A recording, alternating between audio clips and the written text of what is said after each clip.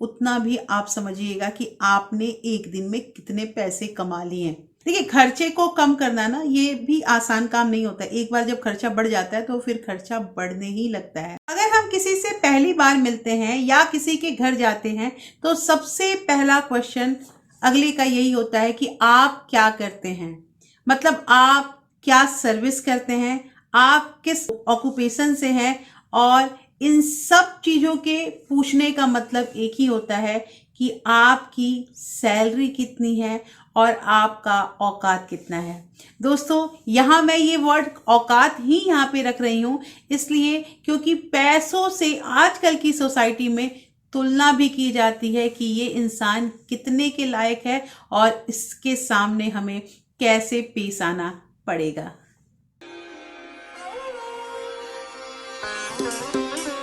Hello everyone, welcome back to my channel real life with Tukku. कैसे हैं आप लोग? आई होप आप बहुत अच्छे होंगे और सेहतमंद होंगे और आप लगातार मेरी वीडियो के साथ भी बने हुए होंगे। दोस्तों, आज की वीडियो में बात करेंगे कि आखिर ऐसा क्यों होता है कि हम बहुत पैसे कमाते हैं और बहुत नहीं तो कम ही पैसे कमाते हैं, लेकिन कभी भी ये जानने की कोशिश करते हैं कि मान लीजिए अगर 5 साल 10 साल हमें कमाते हुए हो गया तो हमने कितने पैसे बचाए, हमारे पास कितने पैसे बचे हुए हैं। क्योंकि पता है, कमाना और खाना ये सबको आता है। कमाना, खाना, जो भी चीज की जरूरत है वो लेकर आना, ये सब कर लेते हैं, लेकिन बचाते तो बहुत कम लोग हैं। और ये बचाने का काम वही करते हैं जिनको पता होता है कि ये पैसे की वैल्यू आगे जाके क्या होने वाली है। दोस्तों, ऐसा है ना कि अगर हम क्लास में, जैसे मान लीजिए कि 40 स्टूडेंट हमारे सामने हैं और हम 40 स्टूडेंट को पढ़ा रहे हैं, तो जिस तरह से 40 के 40 स्टूडेंट अव्वल दर्जे से पास नहीं होते हैं, सारे आईएएस और डॉक्टर इंजीनियर नहीं बन जाते हैं, कुछ बिजनेसमैन भी बनते हैं और कुछ ऐसे भी बच्चे होते हैं ना जो क्रिमिनल बन जाते हैं। तो बात यहाँ पे ये है कि वो किस ज्ञान को किस तरह से ले रहे हैं और उनके घर के सिचुएशन क्या है, उनको किस फील्ड में इंटरेस्ट है, तो उसके अकॉर्डिंग वो अपना ऑक्यूपेशन चुन लेते हैं। सिमिलरली, केवल वीडियो देखने से, किसी की बातें सुनने से किसी के पैसे नहीं बच जाते हैं। पैसे बचाने के लिए कड़ी मेहनत, कड़ी मशक्कत करनी पड़ती है। और वो करेगा कौन? वो करेंगे आप। मेरा काम है आप लोगों को डायरेक्शन बताना, लेकिन उस डायरेक्शन पे, उस पाथ पे चलना आपको ही है। दोस्तों, आज की वीडियो बहुत इंटरेस्टिंग होने वाली है, इसलिए इस वीडियो के अंत तक जरूर बने रहिएगा।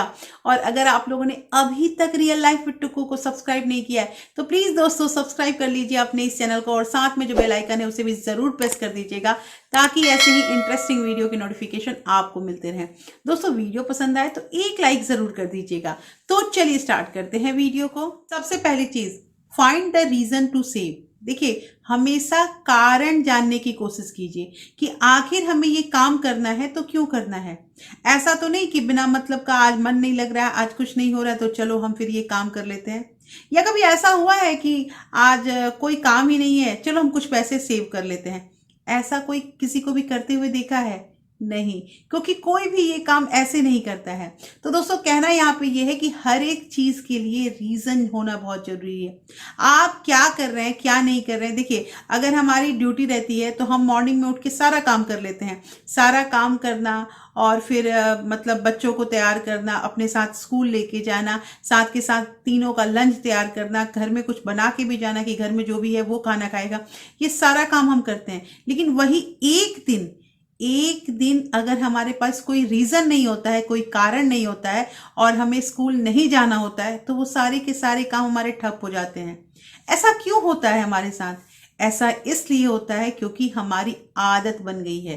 दोस्तों, हमारी एक आदत ही बन गई है कि हमें रोज ऐसे करना है और उसके बाद सारा काम करके घर स्कूल जाना है या फिर वहां से नौकरी से अपना काम करके आना है।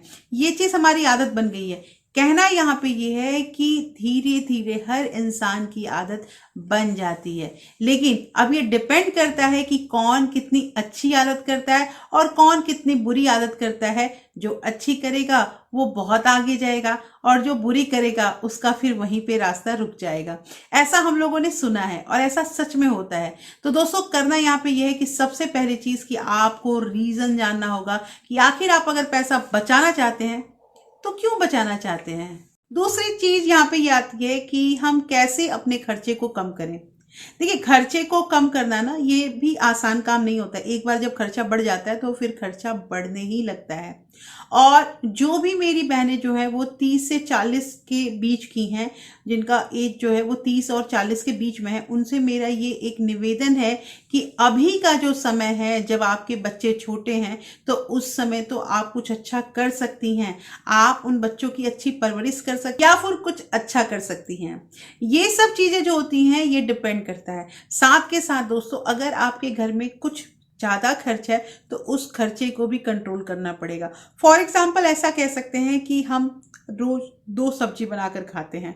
हमारे यहाँ जो है, हमारे घर के खाने में जो है वो व्यंजन पूरे थाली में परोसा रहता है। ऐसा होता है, बहुत लोग करते भी हैं, बहुत लोग खाने पीने के शौकीन होते हैं।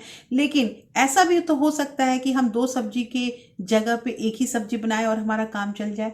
देखिए, ये सब चीज़ें जो होती है ना, ये पैसे बचाने की और समय बचाने की यही सब आदत होते हैं।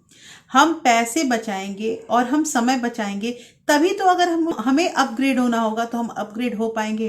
क्योंकि सबसे ज़रूरी चीज़ समय है दोस्तों। समय जो है ना वो हमारा कभी भी वापस नहीं आता है।